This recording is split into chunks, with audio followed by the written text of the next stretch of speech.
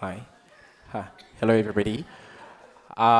Thank you so much to my fellow speakers. That was amazing. Irem and Miriam, when you guys asked us to shut our eyes for 5 seconds, I actually did. And I thought about what I want for myself and what I want my canvas to look like. And I mean, when I look at it, it's not exactly Picasso's painting, but it's my messy canvas, and I like it. I'm still working on it.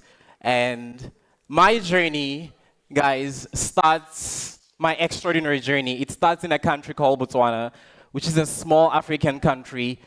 It's beautiful, mind you. There's an abundance of wildlife, and the sunset is incomparable. It's just amazing, my country is. And what I love is the way our language just rolls off the tongue, the way we speak it. It's amazing. For example, if you want to say I love you to somebody in my culture, you say "Kya ho rata," which is "Kya ho rata," yes. So look at that. Yeah, so beautiful. It's amazing the way we say it. Yeah. So every now and then I think about my country and my people, and I think about how simple we are as a people, how innocent we are as a people. I mean, my country only has 2 million people compared to Istanbul. That's nothing, right? So in any and everything in my country is an event. Not much happens in my country. I mean, the opening of a door is a main event in my country, trust me. So I now time and again I think about it, and I think about how much I miss it, how much I miss the simplicity of it all. Yeah, simplicity being the key word here. Simple. I grew up in Botswana as a simple boy, and I was extremely shy, actually. Many people wouldn't believe it, but I was actually really, really shy as a kid. Um, so Botswana has always been my safe space. That's where I grew up. So nobody ever thought that I would leave my country. Why would I leave my country? You are the shy Essa. You know, this is your safe space. Why would you leave? People thought. But look at me. Where am I right now? So coming to Turkey was a shock to everyone. It was a shock to myself. Yes, I was shocked, but I was, thrilled at the same time. Shocked, but thrilled at the simple choices that I had made and the simple choices that got me here to this moment right now. So yeah, just like that, one day I was with my father at the airport, and my father is an African man. He's a classic man. He's a dude. He's a man's man. So he doesn't really say "Kia ora." He doesn't say "I love you." He's a dude. So he just squeezed my shoulder like this in that moment. But him being the man that he is, I knew what it meant in that moment. I knew that he was telling me that "Kia ora," I love you, and he was liberating me. He was liberating me and saying, Essa, it's okay. I've been assisting you in painting your canvas. So now I'm releasing you into the world. You can go and be yourself. So yeah, ever since I was a kid, I've been engulfed by this need to explore and to experience and to see new things. So I came to Istanbul to experience and to explore. And imagine my amazement when I came here and I saw that this city, this country is vibrant, full of lively people and art and culture and history. I was just amazed. And I knew from that moment on that my life would never be the same again. I mean, guys, when I first came here, I always say this to people, I could tell that this city had lived, if you know what I mean. Like you look around and you see the history, and I could tell that it had lived. And I was really happy to be here, to be painting on that canvas. So I experienced a lot of things over here. Culture shock, I experienced stereotypes, very, very weird hand gestures that I made without knowing what they meant in Turkey. Got me into trouble a lot of times. But all of those things were a part of the breathing, living canvas that Istanbul is.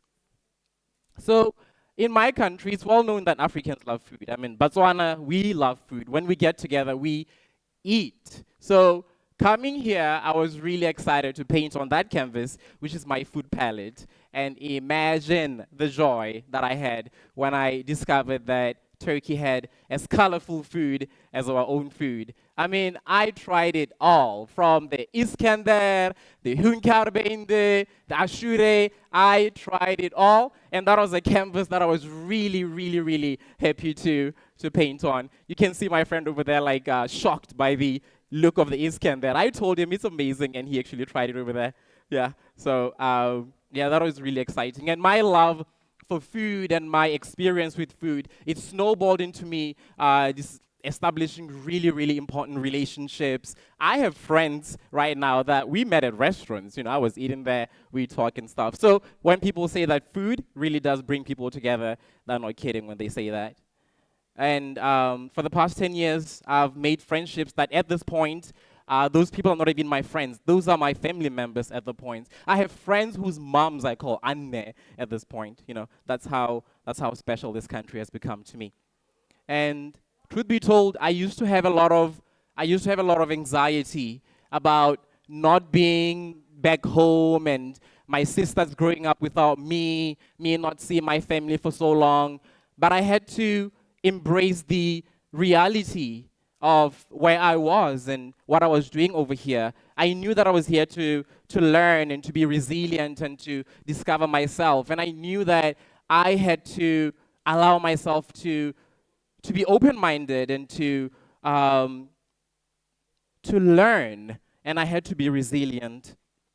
The constant learning that I constantly go through each and every day is astonishing. I learn something new each and every day. And like I said, I've become so open-minded, and I'll continue to be that way.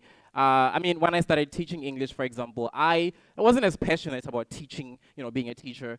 But as I was doing it, I started, I just, like, if Murat over here says hello, just a student saying hello to me, that was everything to me. I knew in that moment that I was changing people's lives. Like the relationships that I established with my students, seeing them learn each and every single day, that filled me up with joy. And in that moment, I knew that I was a part of something great. I knew that I was changing people's lives. And once again, my life was a work of art.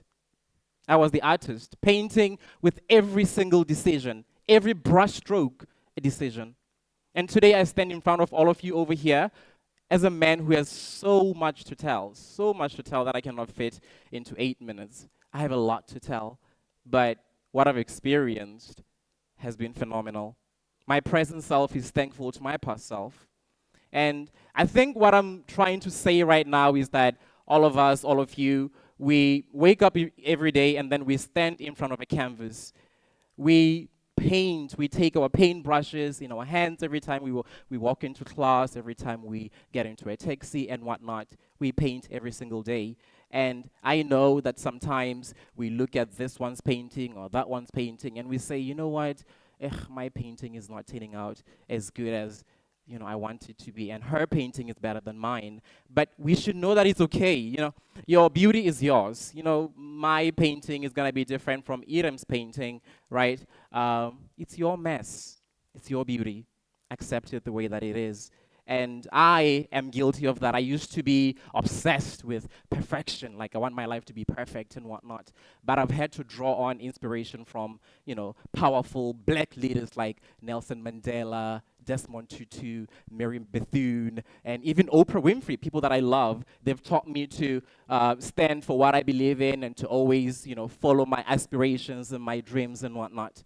And now a lot of people chuckle, they laugh when I tell them that before coming to Turkey, I didn't know that I was black, So they're like, you didn't know you were black? How is that possible? But I always tell people that, being black and having a black experience, those are two different things. I've experienced countless things when it comes to what I just said. And I'm grateful that I'm able to stand over here right now and talk about those things. I have such wonderful stories to share as far as that goes. And I just don't have time to get into all of that. My journey has been wonderful. It's been colorful. It's been emotional even. I appreciate every single moment that I'm in now. And I'm able to say, you know what, right now, fine, everything is not perfect. It's not the way that I want it to be. But it's right now. I appreciate the moment. I appreciate the call that I get from my mom. I appreciate the love that I get from my students, the moments that I share with them, every waking moment of every single day. Because a painting, it doesn't have to be perfect to be art. It just has to have you and you authentically you, nothing else. So, guys, like I said, your mess is your mess, and that is my mess, and I'm still working on my mess of a picture, starting over there in Botswana, and I'm gonna continue to work. I have a lot of work to do. Like we said, life is a work of art, and the emphasis is on art. Thank you so much for listening. Yeah.